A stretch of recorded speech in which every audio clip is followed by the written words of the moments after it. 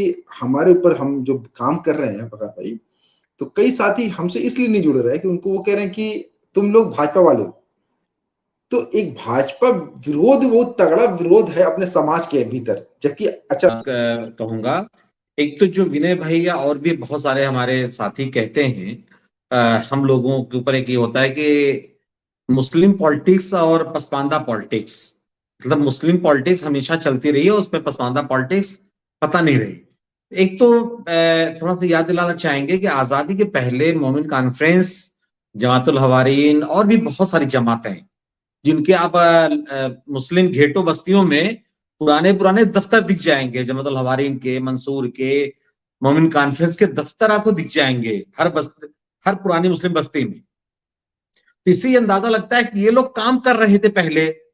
दूसरे अलीनवर साहब जैसे बीच बीच में ये कहते थे कि पसमानदा नाम हमने शुरू किया, ये लोग कहते थे। तो हमारे यूनुस भाई आपने देखा होगा बीच में एक पुराना सा वो लेके आए थे 1978 के आसपास का, जिसमें पसमानदा के नाम से कोई संगठन था, कुछ कुरैशी साहबान और भी अंसारी मंसूरी, यानी पसमानदा के लोगों का संगठन था वो, और वो पसमानदा के नाम से था।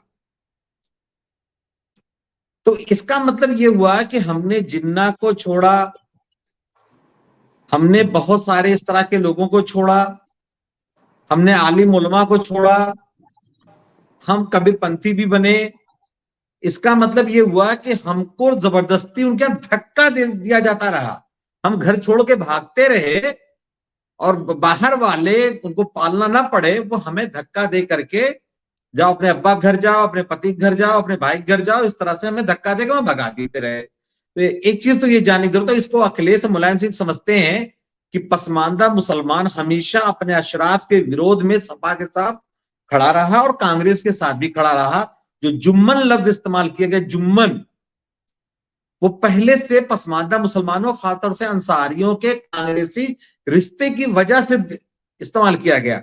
हाँ, इनके अंदर एक अजीब तरह का इसार पैदा हो गया था, जिसके चलते इन्होंने मांगा नहीं और सरकारों ने और बुद्धिजीवियों ने इनकी तरफदारी नहीं की।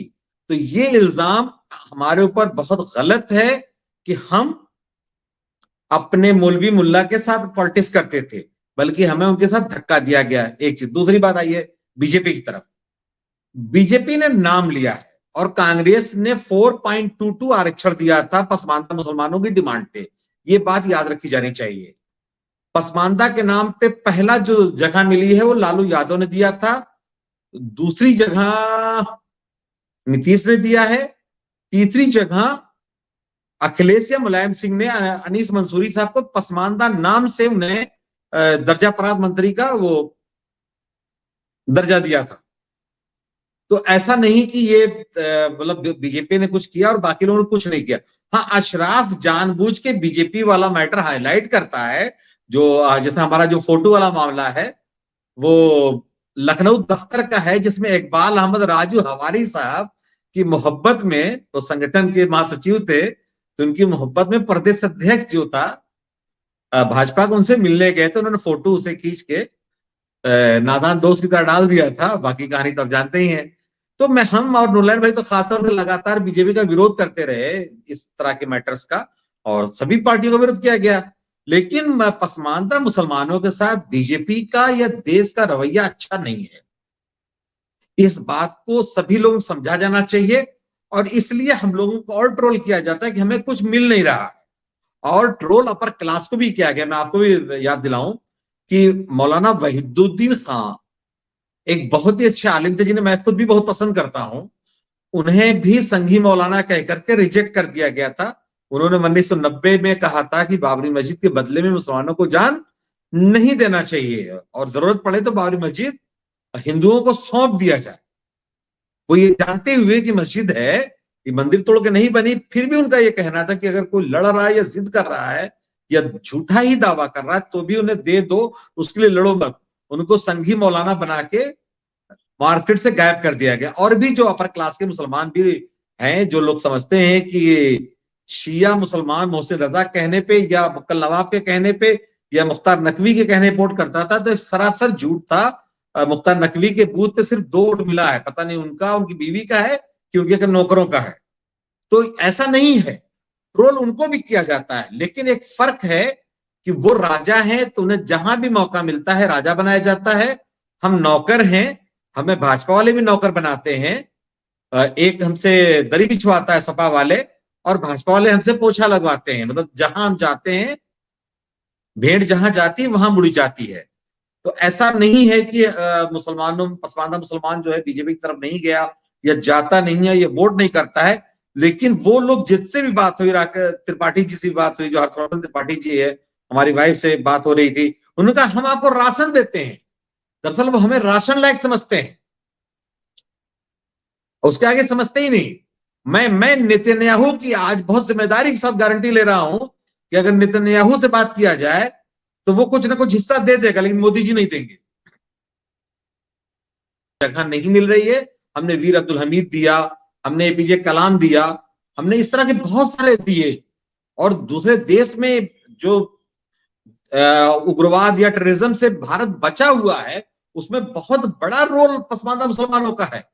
ये पसमानदा मुसलमान इस तरह के सिमी जैसे और भी बहुत सारे जो संगठन इनसे प्रभावित नहीं होता, वो हमेशा देश की बात करता है, देश की बात सोचता है, और वो तकैया भी नहीं किए हुए है या चापलूसी भी नहीं कर रहा है।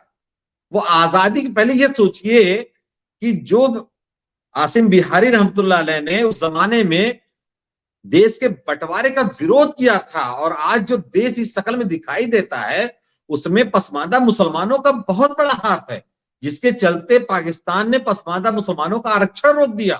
और भारत में किसी भी अपर क्लास से बात करिए, वो यही कहेगा, खासतौर से अंसारियों को, ये गद्दार कौम है। अगर ये जिन्ना का साथ दी होती तो आज भारत जो है इतना बड़ा ना होता और पाकिस्तान इतना छोटा नहीं होता, और एक आध दो स्टेट हमारे पास और होते।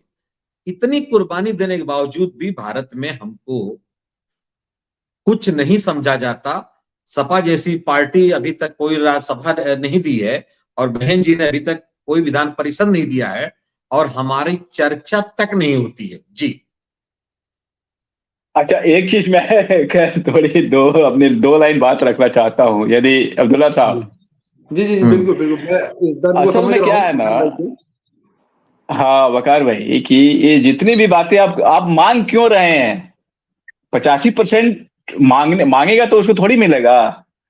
आप गिवर हैं, आप सत्ता परिवर्तित कर रहे हैं, आपके वोट से सत्ता बदल रही है, तो आपको आगे आना पड़ेगा ना। या फिर मैं उसमें शामिल हूँ, खुद भी शामिल हूँ। भेड़ों की बड़ी संख्या अब जानते हैं ना, गडरिया का कुछ बिगाड़ नहीं पाती है।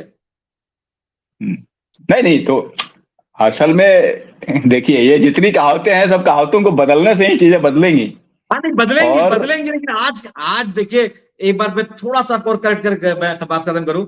जैसे आप देखें कि नीतीश कुमार, लालू यादव, अखिलेश, XYZ, बहुत सारे ओबीसी दलित नेता, ये सब मिल करके 4 वोट वाले, 4 वोट,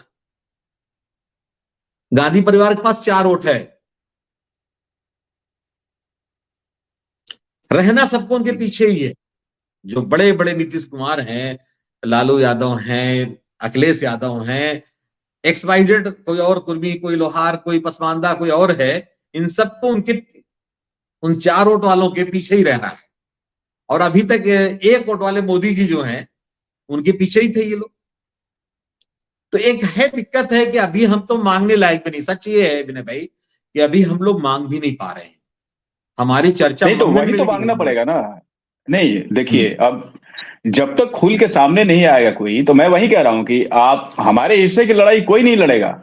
जेएनयू जब से बना है, मैं एक छोटा सा आपको एक मिसाल आपके सामने रखना चाहूंगा।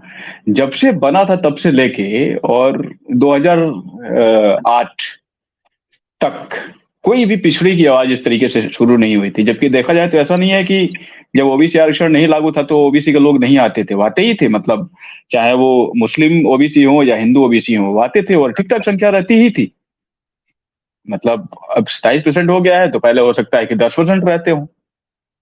मुझे लगता है कि वो डिप्राइवेशन पॉइंट मिलता था इनको, तो उसके माध्यम से कुछ और भी आ जाते होंगे, तो ठीक ठाक। लेकिन कोई चर्चा नहीं होती थी। ये लोग कहीं ना कहीं, चाहे सेकुलर या लिबरल, इन्हीं या फिर जो जिसको कहते हैं कि राइट विंग की जो पार्टियां हैं, इसी के वो कार्यकर्ता होते थे और इसी की सुर में अपना सुर मिलाते थे।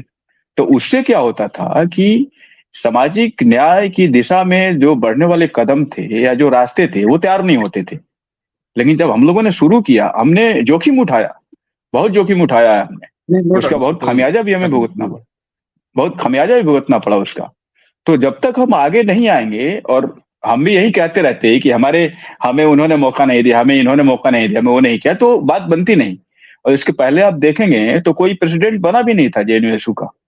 मतलब सेंटर, हम इसलिए इस पे फोकस कर रहे हैं कि विश्वविद्यालयों में सबसे पढ़े लिखे लोग होते हैं, और उसमें भी जवाहरलाल नेहरू विश्वविद्यालय जो है वो देश में सर्वश्रेष्ठ माना जाता है वैचारिकी के मामले में, या फिर संवेदनशीलता के मामले में, हिंदू मुस्लिम भाईचारे के मामले में, या फिर गरीबों के प्रति अपनी जो कृतज्ञता दिखाने या उनके साथ खड़े होने के मामले में। वहां ये चीजें नहीं हुई थी। तो आप मतलब क्षेत्र में इन चीजों की कल्पना हम कैसे कर सकते हैं जहां पे तो बिल्कुल शोषक और शोषित जो है एकदम प्रत्यक्ष रूप से पहचाने जा सकते हैं। तो इसलिए जब तक हम सामने नहीं आएंगे तब तक हमारे हिस्से की लड़ाई कोई और नहीं लड़ेगा। और इसमें सबसे बड़ी दिक्कत यह है कि पसमानदा नाम हमें तो उन दिनों भी, मैं 2005 से जुड़ा हुआ हूँ इस आंदोलन में, समझिए कि उन दिनों भी हमें ये कहा जाता था कि हम लोग आरएसएस के एजेंट हैं और हम भाजपा के एजेंट हैं। बताइए। और आज भी यही हमें कहा जा रहा होगा। लेकिन सवाल ये है कि क्या ये मुद्दा उस समय नहीं था या मुद्दा अभी नहीं है? आप ही कह रहे हैं ना कि ये अंसार मोमेंट था। मैं तो इसको 200 साल के आसपास मान रहा हूं, क्योंकि पहले ये जितनी भी कामगार जातियां हैं सब बाजारों में ही थी। गांव में इसमें से बहुत कम जातियां हैं जो गांव में रही होंगी, या गांव में रही होंगी तो बाजार में जाके हुए। भाई रंगरेज का काम गांव में तो होता नहीं था, वो छोटे मोटे बाजार में ही होते होंगे। जो नाई है उसका काम तो बाजार में ही होता होगा, गांव में होता होगा। जो पारंपरिक जो है उसके बाद वो बाजार में भी रहता होगा। उसी तरीके से धोबी हो गया, उसी तरह से आपका कसाई हो गया, उसी तरीके से और जितनी भी सर्विस प्रोवाइड करने वाली कम्युनिटी रही होगी उसका जुड़ाव रहा है। तो रहा है तो उसके अंदर चेतना भी रही होगी, चेतना रही होगी तो उस समय वो अलग तरीके से अपनी आवाज उठाता होगा, अपनी मसाइल पे चर्चा करता होगा। अभी अलग तरीके से कर रहा है, लेकिन चेतना तो उसके अंदर रही है। अब दिक्कत यह है कि इन चेतनाओं को मारने का काम जो किया वो मुस्लिम आंदोलनकारियों ने, या फिर आप कह लीजिए कि मुस्लिम के नाम पे जो राजनीति करने वाले लोग हैं उन्होंने किया था। अब उनके चंगुल से इसे खींच के हमें अपने पसमंदाओं के बीच में लाना है और हमें अपने हाथ में लेना है। मैं कहना ये चाह रहा हूँ बेसिकली। और जहां तक आप कह रहे हैं कि पसमंदाओं की बात सबसे पहले लालू यादव जी या फिर नीतीश कुमार जी या फिर बाकी दूसरे जी लोगों ने उठाया था, तो ऐसा नहीं है। आपको इसके पहले और जाना पड़ेगा। बिहार का उदाहरण लीजिए आप, जहां सबसे ज्यादा समृद्ध सामाजिक न्याय और सबसे ज्यादा व्यवहारिक रूप में जो सेकुलरिज्म है वो बिहार में है, पूरे उत्तर भारत में। मैं वहां का रहने वाला हूँ इसलिए भी कह सकता हूँ, और आप उसको बेहतर तरीके जानते हैं। तो इसका जो बीज बोया था वो जननायक कर्पूरी ठाकुर ने बोया था। और जननायक कर्पूरी ठाकुर यदि नहीं होते, मुझे लगता है, या फिर उस समय के जो लोहियावादी लोग हैं, जो समाजवादी लोग हैं उस समय के पुराने, वो नहीं होते तो मुझे लगता है कि इस देश में एक मॉडल भी नहीं मिलता कि किस मॉडल पे हम इस देश को ले जाए, या फिर सामाजिक न्याय का जो डिस्ट्रीब्यूशन है वो कैसे किया जाए। आप देखेंगे कि स्टेट लेवल से जितना हो सकता था, क्योंकि वहां पे गैर कांग्रेसी सरकार थी, जहां कांग्रेस की सरकार थी वहां इन्होंने लागू नहीं होने दिया इस तरीके के फॉर्मूले को। समझ रहे हैं ना?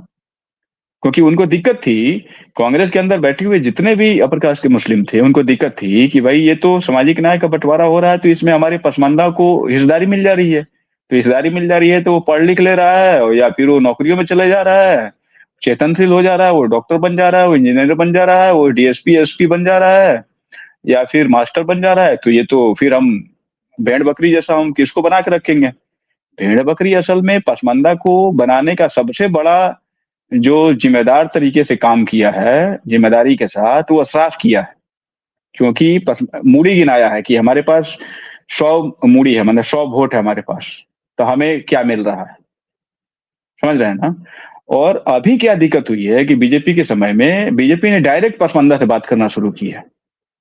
तो डायरेक्ट पसमानदा से बात करना शुरू की है तो इसको इस रूप में भी देखा जाना चाहिए, क्योंकि कोई भी स्टेट आपके लिए हर चीज छोड़ के और अपना दरवाजा खोल दे, ये आशा नहीं कर सकते हैं।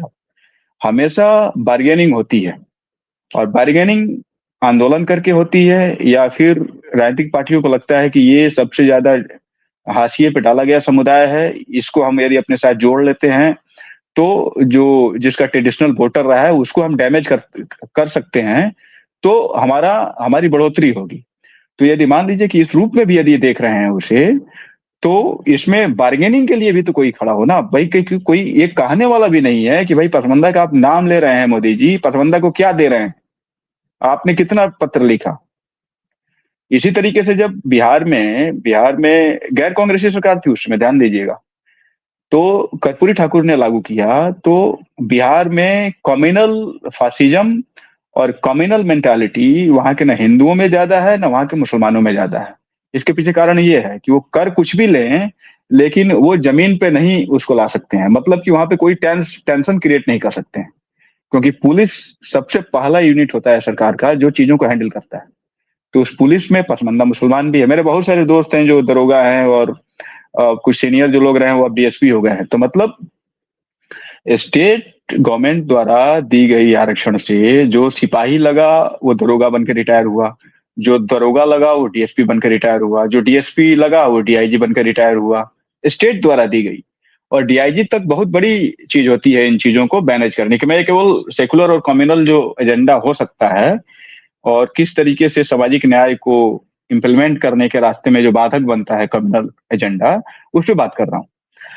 उसी तरीके से मेडिकल कॉलेज और इंजीनियरिंग कॉलेज में जो दाखिले के लिए जो आरक्षण मिला अति पिछड़े का, उसमें पसमंदा तबके के छात्र जब दाखिल हुए तो इंजीनियर बन के निकले। स्टेट में जो नहीं जा सकते थे बाहर पढ़ने, जिनके पास ज्यादा पैसा नहीं था, वो डॉक्टर बने। मेरे दोस्त बहुत सारे हैं जो पढ़ने में तेज थे और वो अति पिछड़े में आते थे, मुस्लिम थे, तो वो डॉक्टर बने। उनके घर में किसी घर में धोबी का काम होता था, किसी घर में दर्जी का काम होता था, किसी घर में नाई का काम होता था। तो उससे क्या हुआ कि, और इसका सारा श्रेय दिया जाना चाहिए जननायक कर्पूरी ठाकुर का, क्योंकि ये सारी चीजें उस समय लगी थी। और इसको खारिज करने के लिए एक मुश्त तरीके से देखेंगे तो सामाजिक न्याय की राजनीति करने वाले लोग भी और अशराफ तबके के लोग भी इसको समय समय पे डैमेज करते रहे हैं। बिहार में देखिए कि मलिक कम्युनिटी वहां का अपर कास्ट है, लैंड ओनिंग कम्युनिटी है, जमींदार है मुस्लिम का, उसको घुसा दिया गया अति पिछड़ा में, क्योंकि वो बार्गेनिंग किया सत्ता के साथ अपना। राजनीतिक रूप से पसमंदा, आप कह रहे हैं ना कि ये नहीं दिया वो नहीं दिया, कैसे कोई देगा? आप जब तक अपना नेतृत्व किसी और को दे के रखेंगे तब तक आपको कुछ मिलने वाला है ही नहीं। आपको खुद आके बात करना पड़ेगा ना। आप भाजपा से लड़िए, भाजपा के लिए आप तमाम एजेंडा तैयार कीजिए, लेकिन अल्टीमेटली उस लड़ाई के बाद जो फायदा मिलने वाला है और जिसको मिलेगा वो पहले से भाजपा के साथ जाके बैठा हुआ है, अपना डायनेमिक सेट कर रहा है, और वाइस चांसलर बन रहा है, डायरेक्टर बन रहा है, प्रोफेसर नियुक्त हो रहा है। ये चीजें बिल्कुल क्लियर है, आप उंगली पे गिन सकते हैं। तो बिहार में असल में जो फॉर्मूला आया, आज इस फॉर्मूले के तहत मैं इसलिए आपको बता रहा हूं कि हम जो दोषारोपण कर रहे हैं किसी के ऊपर, वो मतलब मुझे लगता है कि उतनी जस्टिफाइड नहीं है, हमें आगे आना पड़ेगा। बिहार में तेली को शामिल किया गया, हिंदू तेली को और मलिक को, और ये दो ऐसी जातियां थी जो शामिल होने के बाद से अति पिछड़ों को मिलने वाले आरक्षण में लगभग बट्टा लग गया। तो मलिक को शामिल करके इन लोगों ने क्या किया कि अशराफ मुसलमानों के अंदर जो एक गुस्सा था कि यहाँ पसमंदाओं को इतना फैसिलिटी मिलती है, उसको तमाम तरीके की नौकरियां। आपको मैं बताऊं कि अभी जो असिस्टेंट प्रोफेसर की नियुक्ति हुई, इसमें हमारे साथ के जितने पढ़ने वाले लड़के थे या फिर जूनियर या जो भी, सारे लोगों की नौकरी लगभग लग गई, क्योंकि सीटें ज्यादा होती है। तो ये देख के सबको मरोड़ है, जबकि उनके अभी माइनॉरिटी जितने भी इंस्टीट्यूशंस हैं या बाकी दूसरे भी जितने डिपार्टमेंट हैं, उस सब में यही लोग सबसे ज्यादा अपर कास्ट लोग ही भरे जाते हैं। लेकिन तब भी उनको दिक्कत है कि भाई इसको क्यों नौकरी मिल रही है। तो इन्होंने 2-3 जातियों को उधर से घुसाया, और इस पे भी एक कोई पसमानदा लोगों ने इसके खिलाफ में आवाज नहीं उठाई है। जिस अलीनवर साहब की आप बात कर रहे हैं, इन्होंने भी एक आवाज नहीं उठाई, जबकि ये तो इसी की रोटी खा रहे थे संसद में बैठ के, और इसी रोटी को खाने के लिए इनको जनता अपने इमोशन दे रही थी, अपने खून पसीने से इनके लिए जमीन तैयार कर रही थी।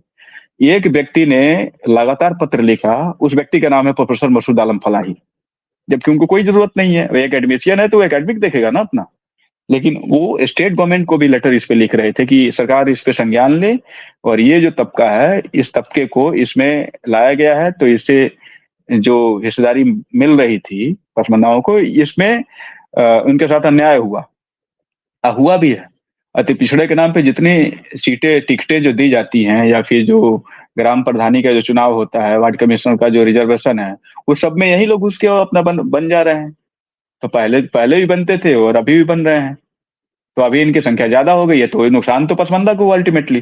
तो आप बोलेंगे नहीं और आप सोचेंगे सरकार कर दे, तो सरकार तो देखिए, जब तक जमीन, वो लोहिया जी ने कहा है ना कि सड़क से संसद तक की लड़ाई जब तक नहीं होगी तब तक कोई चीज बदलने वाला नहीं है। सड़क यदि शून्य हो जाएगी तो संसद जो है वो क्या हो जाती है, संसद जो है बिल्कुल बेलगाम हो जाती है। तो पसमानदा या कोई भी वंचित जो जातियां हैं, वंचित जो समुदाय है, वो अपनी आवाज उठाना बंद कर देगा, अपना संघर्ष की लड़ाई बंद कर देगा और चेतनशीलता को वो ठप कर देगा, रोक देगा, तो उसको कुछ नहीं मिलने जाने वाला, चाहे वो भाजपा की सरकार रहे, चाहे वो कांग्रेस की सरकार रहे, या सामाजिक न्याय की सरकार रहे। इसका सबसे बड़ा उदाहरण आप देख लीजिए बहन जी को। भाई जिस इंजीनियरिंग की, सोशल इंजीनियरिंग की बात करती हैं, तो सोशल इंजीनियरिंग में तो पूरा सिस्टम आता है ना, मतलब पहिया से लेके स्टीयरिंग और क्या कहते हैं कि इंजन ऑयल से लेके और तमाम लाइनर पिस्टन तक आता है। तो उसमें आप सब कुछ करें और पहिया कोई और चीज लगा दें। तो उसमें भी यही हुआ कि पसमानदा तबके के लोग अशराफ को अपना नेता मानते रहे, और आज भी, आज यदि मैं कह दूं कि आप चलिए MHRD पे धरना देना है, देश भर से 50 पसमानदा लोग आए और एक प्रोटेस्ट किया जाए कि देश में NCPYL के डायरेक्टर की पद खाली है, हम एक धरना दें और सरकार से मांग करें कि उसका डायरेक्टर पसमानदा को बनाया जाए और अविलंब बनाया जाए, हमारे पास इतने नाम है। तो आप बताइए कितने लोग हैं जो दिल्ली में या फिर स्टेट में, जहां कहीं भी हो, नहीं सरकार को जाए ज्ञापन दे सकते हैं। नहीं, हमें अपने अधिकारों का पता नहीं, ये तो सच है, या हम उस अधिकारों के प्रति जागरूक नहीं, ये भी सच है। लेकिन वो वाली बात सच नहीं कि हम मुसलमानों को नेता मानते रहे। मैं ये आपको ये बताना चाह रहा था कि हमारे नेता मुलायम सिंह थे, आजम खां नहीं थे। यानी पसमानदाओं के नेता मुलायम सिंह होते थे, आजम खां नहीं होते थे। यही रोना आजम खां जैसे लोगों का है कि मुसलमान हमारे कहने पे वोट नहीं करता है, वो डायरेक्ट अखिलेश उनके कहने वोट कर रहा है। मुसलमान इमरान प्रतापगढ़ी हो, चाहे सलमान खुर्शीद, उनके कहने पे कांग्रेस के साथ नहीं जुड़ रहा है, वो राहुल में अपना नेता देख रहा है। वो मुख्तार नकवी के बजाय मोदी जी को डायरेक्ट देखता है। और ये बहुत बड़ी बात है कि आजादी के पहले से मुसलमानों में, पसमानदा तबके ने और दूसरे मुसलमानों ने भी मुसलमानों को नेता मानना बंद कर दिया था। यही वजह है कि जिन्ना का विरोध करने वालों में बहुत से अशराफ भी थे। तो वो जिन्ना तो यही बात किया था ना कि मुसलमानों को नेता मानो। तो आज भारत में ये कड़वा सच है, आप इसको एक बार फिर से ध्यान दीजिएगा कि अब्दुल बारी सिद्दीकी हो या इवन अली अनवर साहब ही क्यों ना हो, लोग नीतीश को नेता मानते हैं। अब्दुल बारी को आपको एक दूसरी चीज आपको और एक बताऊंगा, मैं थोड़ा करेक्ट करना चाहता हूँ। असल में वकार साहब, आपको जो मैं बार बार जो जिधर मैं आपको लेके जाना चाहता हूँ उधर आप जाना नहीं चाहते हैं। मैं यही कहता हूँ कि आप डायरेक्ट स्टेट के साथ क्यों नहीं डील करते हैं, उसके साथ आप क्यों नहीं टेबल पे बैठते हैं बात करने के लिए, आप क्यों बरास्ता, अब अखिलेश को आप वोट कर रहे हैं तो अखिलेश से आप बात कीजिए। अखिलेश साहब, ये सवाल क्यों नहीं किया जाता है कि अपने पसमानदाओं को क्यों नहीं टिकट दिया। उसमें तो ये होती है ना कि भाई जो आप कोई भी आप अपने हिसाब से टिकट दे दीजिए, बस हमें ये पार्टी को हरानी है, बस इसीलिए आप जाके डील कीजिए ना। डील करने का मतलब है कि आप उसके साथ बात कीजिए, और ये बात नहीं होती है। अब बात नहीं होती है, इसका मतलब है कि आप जो चीजें चल रही है उसका समर्थन कर रहे हैं मौन रूप से। मैं यही मान रहा हूँ, क्योंकि यही चीज होती थी 2006 में। जैसे पहली वाली 2006 में जी हाँ, हम बताइए आजम खान, मैंने एक बात कही कि हम आजम खान को नेता नहीं मानते हैं, यानी मुस्लिम मेजॉरिटी की बात करूं मैं, अपनी बात नहीं, मुस्लिम मेजॉरिटी या पसमानदा मेजॉरिटी आजम खान को नेता नहीं मानती है, अहमद हसन को नहीं मानती थी। वो डायरेक्ट मुलायम सिंह को, चाहे जिन कारणों से वोट कर रही, वो एक अलग, वो अगला वाला है कि किन कारणों से वोट कर रही थी, ठीक, लेकिन उनको नेता मानती, वो किसी मुसलमान को नेता नहीं मानती है।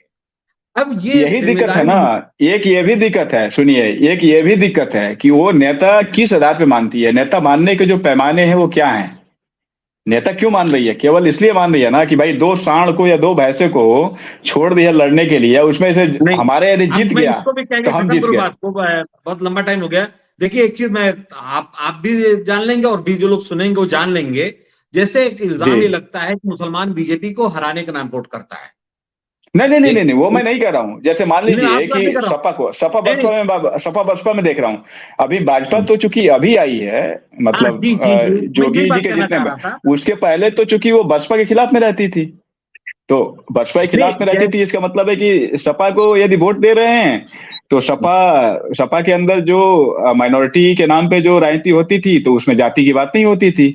तो मैं एक चीज और आपको क्लियर कर रहा हूँ थोड़ा रिफाइन तरीके से, और बसपा यदि आती थी सत्ता में तो वो तो जाति की बात करती थी, वो अलग अलग मूर्तियां और ताबूतें बनवाती, वो बनाती थी, बूते बनवाती थी। तो उससे क्या है कि अपर कास्ट के ही, हिंदू अपर कास्ट को ही नहीं बल्कि मुस्लिम अपर कास्ट को भी दिक्कत होती थी उससे, जबकि देखा जाए तो। और कहीं न कहीं यदि मुलायम सिंह को यदि वोट दे रहे हैं आप, उनसे सवाल नहीं कर रहे हैं कि भाई आप पसमानदा के लिए क्या कर रहे हैं। भाई मायावती मान लीजिए कि केवल दलित उत्थान की बात कर रही है और हिंदू पिछड़े की बात कर रही है, तो मुलायम सिंह को कम से कम पसमानदा की बात तो करनी चाहिए, उसके अंदर से नेतृत्व को उभार करना चाहिए। उनके जितने भी आइडेंटिटी हैं, चाहे असीम बिहारी हों या फिर बीर अब्दुल हामिद हों या तमाम इनके जो आइकन्स हैं, इनके ऊपर इन्होंने कुछ नहीं किया। मेरा सवाल ये है, मैं ये नहीं कह रहा कि हराने के नाम पे बीजेपी को, तो खैर वो एक तरीके से देखा जाए तो वो एक मेजोरिटी का नैरेटिव है, लेकिन मैं ये नहीं मानता। मैं हमेशा, चूंकि हम लोग अब्दुल्ला साहब हो गए या जितने भी हम जो एक नई धारा की शुरुआत करने वाला, हम सब लोग ग्रे एरिया में बात करते हैं, हम ब्लैक एंड व्हाइट में नहीं करते हैं। तो ग्रे एरिया जैसे जितनी भी चीजें हैं, क्योंकि हमारे यहाँ जो परसेप्शन बहुत से बने हुए हैं, बहुत से, हम भी हो सकता है कुछ गलत समझ रहे हो कुछ चीजों को, और भी लोग सही समझ रहे हो, गलत समझ रहे हो। इन इश्यूज पे ना मुसलमानों और के जो पसमानदा तबकात के लोग हैं, दलित हैं, मुस्लिम हैं, इनमें कैसे ना बात ज्यादा नहीं हो पाती। तो इस पे वाकई फिर से आप अब्दुल्ला बाबू इसमें फिर शुरू करिए, और विनय भाई जैसे लोगों को लाइए, और भी लोग विनय भाई भी लाएं, क्योंकि देखिए ये सवाल बहुत अहम है कि हम क्या सोच रहे हैं, वो क्या सोच रहे हैं, और दुनिया क्या सोच रही है, या दुनिया के उसूल सचमुच क्या है, दुनिया के उसूल सचमुच क्या है, और सब लोग उसमें, सब लोग अच्छा बन के टाइट है, या जैसे कहा जाता है, बस एक बात और कहूंगा, जैसे कि आपको भारत में बोलने की आजादी है, तो इस सीटी इसलिए लगाई जाती है, कुकर में सीटी इसलिए लगाई जाती है ताकि कुकर फटने ना पाए। तो हमको बोलने की हो सकता है ये भी आजादी हो, तो नहीं, इस पे लगातार प्रोग्राम चले, ये बड़ी अच्छी बात है। जी तो ठीक है, बहुत अच्छी चर्चा रही, बकार भाई और विनय भाई, बहुत अच्छी रही।